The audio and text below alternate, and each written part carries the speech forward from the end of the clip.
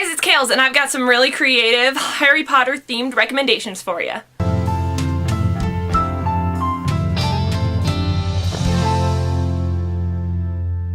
I had to make some lists for my work on unique recommendations for teens. And so I thought to myself, what would be a really fun way to do that? So I came up with lists of books to read based off what Hogwarts house you're sorted in. And so for this first video, I have 10 books you need to read if you are a Gryffindor. The first of these is Illuminae by Amy Kaufman and Jay Kristoff, which is this awesome book about two teens who break up on the day that their planet is destroyed. And told through a series of hacker files, these teens must come to figure out how to reconnect and how to survive in this interstellar journey. Gryffindor should read this book because it has a certain level of brave, chivalrous characters in here who face incredible odds and are able to come to terms with what's happening around them and are able to heroically save themselves as well as some others. The next book that I recommend for Gryffindors is Panic by Lauren Oliver, which is this dual perspective story about two teens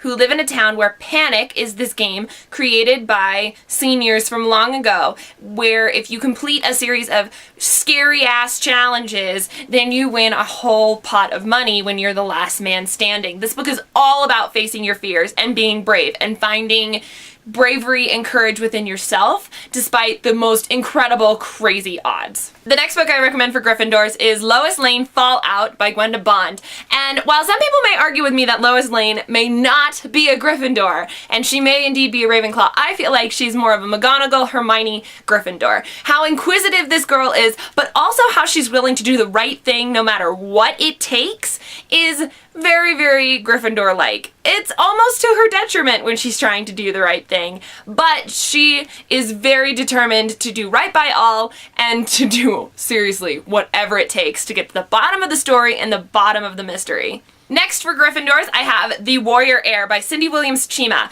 which is this excellent story about the War of the Roses and this boy named Jack who finds he's not very exciting in his life, doesn't have a lot going on, except he has a heart defect, and finally when he stops taking his medication, he finds himself stronger, faster, better, and finds out that he is actually from this series of warriors. Basically, people are trying to find him so that he can compete in this competition for the War of the Roses. It's excellent and awesome, and it's about this kind of coming to age story of finding your own bravery. And it's not just Jack who is one of the heroes in this book. There's some other surprise characters that come out of nowhere and are able to show their courage and bravery as well.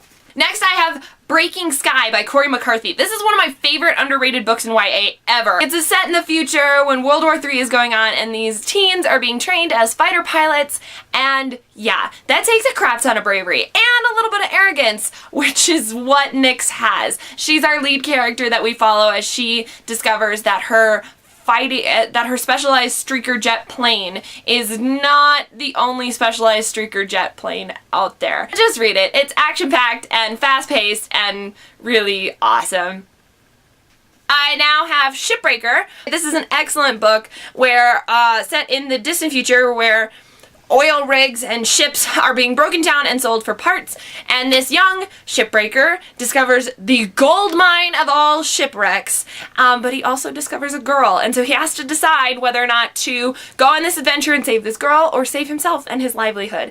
And trust me, as a Gryffindor, I think you know which one he picks and which leads him on the greatest adventure of his life. Next, I have An Ember in the Ashes by Sabaa Tahir, which the sequel just recently came out, A Torch Against the Night, and if you haven't read this series, you need to get on that. It's really, really good, guys. It's about a slave and a police officer and how their lives intertwine in this world that is sort of like ancient Rome. It's modeled after it, and that there's some magic and some mysticism in there and fighting and warriors, and I believe that both of these characters are Gryffindors in their own right. To me, I feel like they go out of their way to do what is right.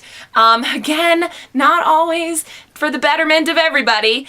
They try, their intentions are good, but their heroism, kind of like Harry, gets them into a little bit of trouble. I really, really enjoyed this book and I love this world. Next I have A Snow Like Ashes by Sarah Rash, which is about this world, which has like 8 kingdoms. Some of them are based on the seasons, and Winter's kingdom has fallen, and Mira must risk her life in order to try and retrieve the magical items that will supposedly put Winter back together again, but it's not quite what she thinks it's going to be, and I just really like Mira, and I can't wait to read Frostlike Night, which is the 3rd and final one in the series that has just recently come out as well, and guys, I'm telling you, this one is good. It's a good YA. It's a fun world, interesting characters, very typical YA, but Mira is a character to watch out for. Then I have a realistic fiction called The Off-Season, which is actually the second in a trilogy, but you can still read it on its own. It's about DJ Schwank, who lives on a dairy farm in Wisconsin, and she spent her whole last summer training football players for the upcoming season, and now DJ wants to be on the football team. I picked this realistic fiction because 1, it's underrated, and 2, because I like the idea of this girl being brave and taking a chance on what she wants to do and really trying to go for it against all odds and trying to show that she can do anything, which I think is really cool. Finally, I have Throne of Glass series, which the first one is Throne of Glass, and Selena Sardathian is a prisoner until one day she is called out to compete in this assassins tournament for the king to become the king's ultimate assassin. Now, a lot of people may argue with me on this one on whether Selena Sardathian is a Gryffindor or not, because I had this argument on whether or not she's a Gryffindor or a Slytherin because she looks out so much for herself.